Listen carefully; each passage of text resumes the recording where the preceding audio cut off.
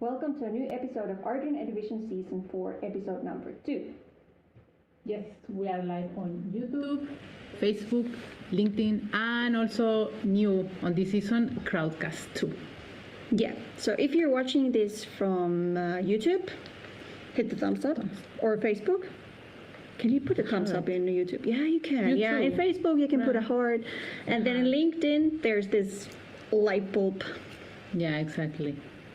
In Crowdcast, I don't know, but you can tell us which emojis you have there. That's true. Try that out.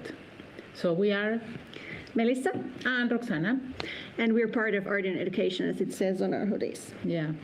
You cannot see mine, but it says that too. So how are you? Please let us know who you are, where you're from. Say hi to us on the chat. We'd like to know how are you and what you do. Where are you from? Are you working with education, programming, Arduino? Exactly. And we can see people are joining. So let me add you guys to that stream too. Yes.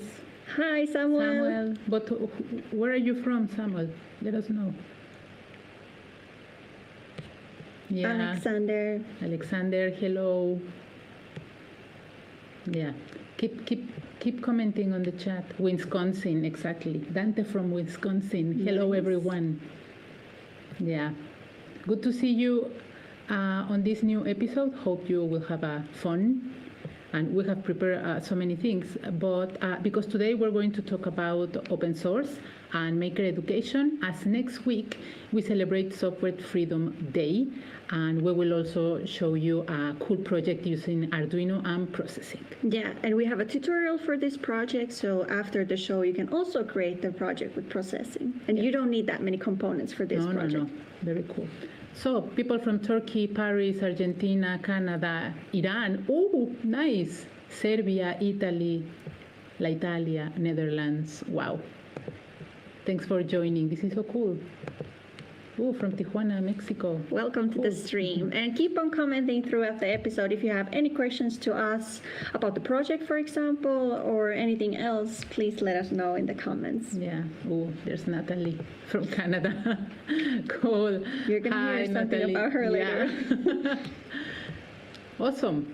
So remember that we also have a dedicated website where you can read articles, watch tutorials, and also all the previous episodes of EDUvision. Mm-hmm. Yes, and this season we also have EDUvision podcast. Yeah. And you can find this also from the EDUvision site. So if you go to arduino.cc/education and /EDUvision, there are two different tabs for live show and for podcast. And now we have already 2 episodes. Exactly. So don't listen to them, and you can subscribe, of course. Yeah. And as Melissa said, so far we have 2 episodes, so programming, and also the second one that is now out is about open source and maker education. Yeah. And you can find it, like you said, from Spotify, Anchor. Anchor has a lot of different links, also like Google Podcast. And if there's anyone who have already listened the first episode or the second episode, let us know in the comments. I would like to know, how did you like it? It's a bit different than the live, so it would be nice to get some feedback on that too. Yeah, exactly. You can give us reviews also, write reviews on the different platforms. Remember that on these episodes we have a more in-depth conversation with our guests about different topics related to education and technology. So. Exactly. So it's not the same content that you see here today. We're not that good that we could say the exact same things that we say today, 2 days before when it was published. Yeah. But no, it's actually a great discussion with our special guest that we're going to see a shorter clip today. Exactly. Yeah. So, but what if we just started with today's topic? So, Software Freedom Day is an annual worldwide celebration held on September 16, and it's organized by the Digital Freedom Foundation, which is an NPO that focuses on programming free software, open hardware, and also access to technology, via technology. Yeah. And to learn more about this topic, our today's special guest, Nathalie Duponsel, is going to tell us what is open source. She's going to present her open source project and also tell us a bit more what is maker education. Exactly. And Natalie is a doctoral candidate in educational technology at Concordia University in Montreal, Canada. And she's also a certified primary school teacher, but she has also taught at the primary, high school, and university levels. And what about Natalie's research? Natalie's research focuses on maker education and the benefits DIY, design, and maker activities for students, for students' learning, as well as how schools can optimize conditions to facilitate teachers' use of maker and design-based pedagogies. And she has a lot of good comments and the benefits of adding open source and maker, this kind of maker, what do you call it? Maker mindset? Maker mindset, exactly. How we can benefit from that. Yeah. So I really recommend to listen to the podcast if you want to know more about that. But now we can hear what is open source and see Nathalie's project. Celebrating the Software Freedom Day and celebrating open source. So could you explain to our listeners what is open source? Sure. So open source actually started with software. And it was basically people who wanted to make their software freely available to the public so that the public could use it as it was or modify it and then use it for their own purposes. So we can think of Linux, for example. And now it refers to, we also have open source hardware, we have open source design processes. It's basically anything that a person develops and makes available to the public for the public to use for their own purposes, as is or even modified. So, Nathalie, you recently worked with an open source project. Can you tell us, please, a little bit more about that? Yeah, sure. So this project was a MyTax internship that was initiated after the first wave of COVID-19, when we had all of those PPE shortages, so the personal protective equipment shortages. And what happened was we noticed that the maker community really jumped on board and tried to address these shortages by creating their own PPE alternatives. So, a big one that was adopted in a lot of hospitals were 3D printed face shields to help protect the frontline workers and the medical workers a little bit more from exposure to the virus. And one of the big shortages was N95 respirators, which, the difference between a mask that we wear, generally speaking, let's say in public, is that it's intended to protect the people around us. In case, let's say I have COVID and I don't know it, if I'm wearing a mask and I sneeze or when I'm talking, at least I'm not spreading it as much as I would be if I weren't wearing it. But a respirator is what a frontline worker or a medical professional would be wearing to protect themselves. It filters the air so that the contaminated particles don't come through and they don't inhale it. But as when COVID first began, these respirators were obviously in short supply. And so a lot of makers were trying to come up with 3D designs for creating reusable respirators that could be used when N95s weren't available. Which was wonderful. I think this just demonstrates the generosity and the wonderful mentality of the maker community, and I think it's fantastic. Our concern as a team was these are wonderful, but PPE is usually rigorously tested to make sure that it's effective, to make sure that frontline workers and medical professionals aren't putting themselves at risk when they don't think they are. And most of these things that the maker community was coming up with weren't tested. So thankfully, due to Anne-Louise Davidson's network, which she is tirelessly always developing, we knew an engineer who specializes in aerosol filtration, and he and his organization that he works with, IRSST, were willing to share their equipment and their skills with us and teach us how to do these tests. So what we decided to do was, okay, let's take the most promising ideas out there and test them to see if they're safe. And then if they aren't, or if they need some adjustments, we can make the adjustments. Again, open source, right? And so we use 3D printing to create a lot of our our designs because 3D printing is just so flexible and malleable, and we use an open source 3D printer, which is, again, made possible to us because they are far cheaper. We used a $300 printer to do this, not a fancy $5,000 printer. And we printed and tested a bunch of different ideas, and we found one idea that was just fantastic. It solved a whole bunch of problems with the other 3D printed ideas. And then what we did was we tested them using a piece of equipment that is usually used in hospitals to make sure that the N95 respirator is fit properly. And we tested this device, it's called a mask frame, over a certified surgical mask, which is known to filter particles as very well, so to filter out the contaminated air particles. And we found that the results were comparable to an N95 respirator. Now, I should mention, it needs further testing. As I said, PPE needs rigorous testing to make sure that it's safe and that it will protect the people wearing the PPE. This still needs to be tested further. But if a person, let's say a medical professional, finds themselves in a situation where they don't have PPE available to them, let's say an N95 respirator available to them, this may be a good alternative in that kind of situation. It needs to be further tested, and I think it's going to be very promising. I think that it will be quite effective based on what we saw. But I don't want to make claims yet that oh, you can just use this instead of an N95 respirator. No, you know, N95s, they've been rigorously tested, they're certified for a reason. But this may be an option in a case of an emergency or a lack of other options. Very interesting. It sounds like a very promising start. So yeah, and I have to say that this is the mask frame, just to show you. It's kind of hard to see against the background. Yep. This is the mask frame. So it essentially what it does is, here, I'll actually put it on. Yeah. You just wear a certified surgical mask. Mm-hmm. Can you still hear me? Yeah, perfect. Okay, good.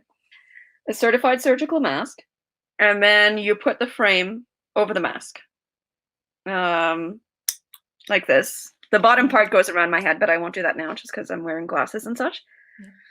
Yeah. And what it does is it seals any gaps between your mask and the face so that the air is forced to go through the mask rather than around it. Mm.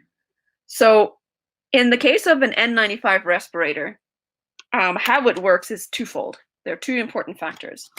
The first is that it uses a material that filters out the particles that we don't want getting in. We want some particles getting in because people need to breathe. But there are certain particles that we don't want getting in. And those particles are about the size of, let's say, aerosols that may contain viruses in them. Okay, so it needs to have filtering material. And certified surgical masks like this one filter those particles out very well, just as well as an N95 respirator. The problem with these, though, is that they don't fit tight against your face. Yeah. So there may be gaps. And of course, like anything in life, air will go through the path of least resistance. So if there's a gap, it's going to go through there instead of going through the mask because there's less resistance just going through the gap. Mm-hmm. So what that frame does is it creates that fit. It creates that seal between the mask and your face so that the air is forced to go into the mask and through the mask rather than around it. Okay. Very clever idea. I don't know if you have tested or probably have, but when you're wearing that, or at least I've noticed that when I'm wearing a mask and then when I'm talking, it easily moves, and then you kind of feel that you should maybe correct it, but you shouldn't at the same time touch it. Does this help with that too? Yes, it does. So this model that I have here, I forgot to mention, and I want to make sure that I mention it because I want to give people credit for their work. So this was developed by a person called Xuan. I hope I'm pronouncing that right. Shiuan on Thingiverse, which is a website where people share their designs for other people to use. And so she developed this, and this is where we saw this idea. The only downside to this particular design is that it's rigid all the way around. So when it's on your face, and let's say when I'm talking, my jaw's moving down, right? Mm-hmm. So it means it's pulling down the top here. So it cuts into my nose. And generally speaking, it will cut into people's nose. So what we did was we made another model that has just an elastic band at the bottom instead of a rigid bottom. And that way it stretches when you talk. But the elastic is tight enough to keep that seal there even when your mouth is closed. But it's loose enough that it allows you to talk. And it's just as effective as this rigid one. And yeah, because the elastic goes under your chin, but over the mask, it keeps the mask down. So it doesn't keep moving up. And of course, because it's over your nose and on the mask, it prevents it from coming down. So it keeps it in place, which is a nice unexpected side effect, I guess. Yeah. Feature of it. Yeah, definitely. Yeah, it's great. This is such a great project. And talking about open source, Natalie shared with us an instructable to build the project. So you can find the link on our EDUvision website and in the description. And your current PhD research focuses on maker education. Could you first tell us what is maker movement and what is maker education? Sure. So the maker movement is a current resurgence of do-it-yourselfers and making that has basically arisen due to the existence of the internet, so we can share ideas more easily globally, and to open source technologies, which have made things far more accessible to the average person versus, let's say, only to experts in companies. Now, of course, human beings have been making ever since we made our first tool. And people have been making ever since then, and globally we've been making. But the current maker movement, when we talk about the maker movement, is that resurgence that's taken place over the last 20 years, let's say. Now, maker education tries to take the maker mindset, what we call the maker mindset, and the maker culture. So like any culture, for instance, a culture is about the practices and values that a group of people hold. So the practices and values of the maker movement, which tends to be a lot about collaboration, working with each other, trying to find solutions to everyday problems, trying to take that mindset and that culture and bring it into schools. And that's what maker education is about. It's not about teaching kids how to use 3D printers or teaching kids how to use a drill. That happens as a part of the process, but that's not the focus. The focus is to get kids to develop a certain mindset, a certain mentality of collaboration, of sharing ideas, of finding solutions for themselves and for people in society. It's about developing skills like creativity, thinking outside of the box, or in the case of kids, keeping that skill of thinking outside of the box. About innovation and design skills. So it's about those skills and that mentality more than just about learning how to operate a 3D printer. As I said, that's great. That's good. Glad they're learning that too. But that's not the primary focus. And so that's what maker education is. It's trying to, and it's also trying to make that link between what kids are learning in schools, like the theoretical stuff that they're learning in schools, and seeing the practical applications. There's so many. I'm an elementary school teacher, but I specialize in mathematics education. And so many of my kids in high school, when I was working with high school kids, said to me, "Why do I need this math? How is it ever going to be helpful?" Exactly. Right? I remember, I think I've even asked that myself when I was absolutely. You know, I've had so many kids ask me that, and making is a wonderful, wonderful way to demonstrate to them how the math is useful to them, so it's important about making that connection too. So what kids are learning in schools already is very important. They do need to learn that stuff, but making helps it be a little bit more relatable to them. This is great. Then if our audience wants to follow you, where can they follow you? How they should connect with you online? So they can connect with me on, primarily I work with the education makers. So check us out on educationmakers.ca. LinkedIn is a good place to reach me as well. Yeah. So you can just search my name, Nathalie Duponsel, and you'll find me on LinkedIn. If you have some teachers that will be like to be part of your research, they can connect with you there. right? Yes, exactly. Okay, perfect. Yeah, Nice. exactly. Awesome. So, yeah. Thank Well, you, thank you for Natalie. having me. This is a really great conversation. I love what you're doing. I've always loved EDUvision, and I love what you're doing. And as I mentioned before, for beginner teachers, this is a great place to start because Arduino has a lot of supportive materials, like your student kits, and where there are those instructions. So a teacher who knows nothing about it can just literally sit and look at the instructions, and they have it all there to start with. So Yeah. Thank you so much. We wanna grow this community Yeah, of exactly. teachers and support each other. So thank For you. sure, sharing. Thank you, Natalie. See you soon. Take care. thank you for having me. Take care. Bye. Thank you.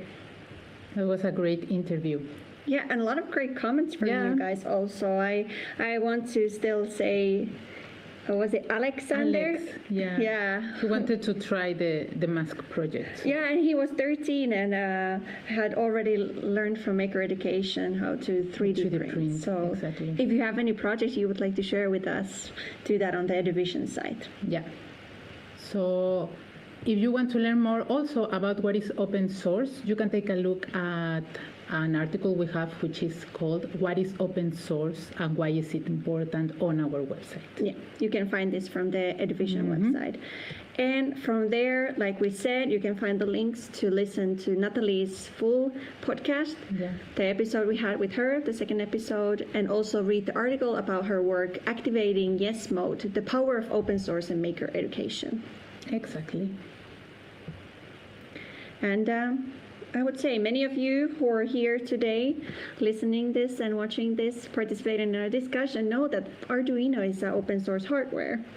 But what it means that you can, for example, for our Arduino Uno board, I think it's the most common board used in education, you can find all the different files to create it yourself. You can create your own version of it, and you can find all this information from digital store, store.arduino.cc. So there's Eagle files, pinout diagrams, schematics, and more info how to build your own Arduino Uno board. Exactly. And if you don't want to build your own board, it's fine. But rather include a maker education approach with your students, or just want to start tinkering with electronics and programming quickly and easily, you can use the Arduino Starter Kit. So it comes with all the necessary components to build 15 projects, a projects book with a step-by-step, and instructions. And we also have some video tutorials for each project on our website. Yeah, so from the education side, there's remote learning, where you can find a tutorial video for each of these projects. Exactly. Yeah. And after going through the project, there's actually a fundamental certification that you can take. So it's like an online exam. Yeah, so you can be officially certified for Arduino. Exactly. And for all of you watching this today, until Sunday, we have a discount code for Starter Kit. Yeah, exactly. It's 50%, right? Yeah, 15% on our store. So if you go to our digital store, you can find it's on discount. Yeah, exactly. So I think we now can move to the demo we have prepared for you today, right? And it's like this project is a visualization with Arduino and processing. Yes. So our colleague Anton is going to tell us a bit more, but first I can tell what is processing. Of course. So there might be someone who doesn't know what is processing. And it's an open source graphical library, an integrated development environment IDE, like the Arduino IDE. Maybe you have used that one. And it's built for the electronic arts, new media art, and visual design communities with the purpose of teaching non-programmers the fundamentals of computer programming in a visual context. Yeah, exactly. And processing uses the Java language, and also provides a graphical user interface for simplifying all the compilation and the execution stage. So I think it's time for Anton. For sure. I'm gonna turn the camera to him. Yes. Hello guys, here I am in this cozy corner. I'm going to show you some cool projects, very easy projects that you can make with processing and Arduino. And in this case, we're just going to use a simple photo transistor, very simple setup. And you can find the tutorial after the show. So I'm just going to show you some examples here. Let me share my screen.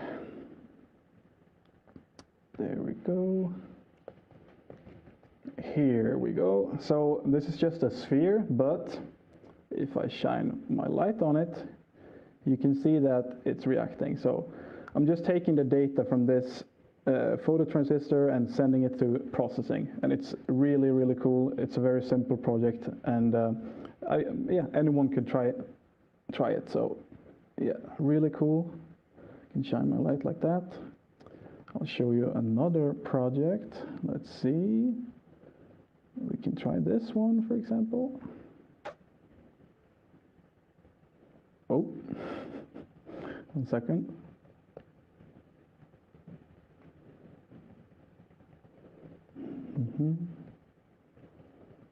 Let's go to the cool one. There we go. This one is really cool. So I'm kind of controlling this particle system here with my light. And we got different examples for you on the tutorial that you can try out as well. I'm just going to show you these two, and you can explore by yourself later on. So yeah. And if you want, you can take a look at the processing website. I'm going to show you here. And they have some really cool examples that you can learn from, as well as I recommend you to go to Open Processing. They also have some really, really cool examples that you can take inspiration from. So yeah, that's that. Back to Rox and Melissa. Thank you, Anton. That was really cool. I really like the visualization part. Yeah. It adds to your project, right? That like actually seeing on screen what you're doing with the circuit, it's really cool. And if you want to create this yourself, like Anton said, you can find a tutorial from the EDUvision site, or a lot of different kinds of tutorials from the processing site. Yeah, exactly. And also talking about projects, remember that you guys can submit your project to us, and then we can show it live and share with others what are you doing and making. So that would be great if you can share with us your creations. Yeah, and I can see there's a comment, someone saying that I can post my project on EDUvision site, that the Typeform isn't accepting responses. So we're going to look into that immediately after this live. If it's like that, we're going to fix it then, and hopefully in a half an hour you're able to submit your projects again. I'm really looking forward. So I'm really looking forward, yes. Akila, maybe it's your project the next Thursday that we can see here in this EDUvision episode. Exactly. Nice. So I think that then that's it for today. Yeah, exactly. Yeah. That's it for today. So remember, for next week, everybody, create your Arduino project and share it with us on the EDUvision site. And also we see you live next Thursday, September 23rd, at the same time, 5 p.m. Central European Summer Time. Yeah. And we will talk about self-driving vehicles, right? Yeah, the future of automated driving systems and opportunities education. So all the students, if you're listening to this now and you would like to be working on the field of automated cars and all that, next week we have a guest who can tell us a lot more about that, Chetin Meritli. Yeah, he's the CEO and co-founder of Locomation, a leading developer of safe and reliable autonomous driving technology for semi-trucks. Very interesting. Definitely. And remember, if you haven't listened to podcasts from this week or from last week, you can find it from our site, from Anchor, from Spotify. And next week's guest, we're going to have the podcast live before the live episode, so you can even go and listen to that before the live show. Exactly. And don't forget to subscribe. Yes, and give us comments. We want to know what you like, and if you want to see something else, who would like to see as a guest, what kind of project you would like to see here. Exactly. Thank you for joining. See you next week, all of you. Thank you. Bye. Adios.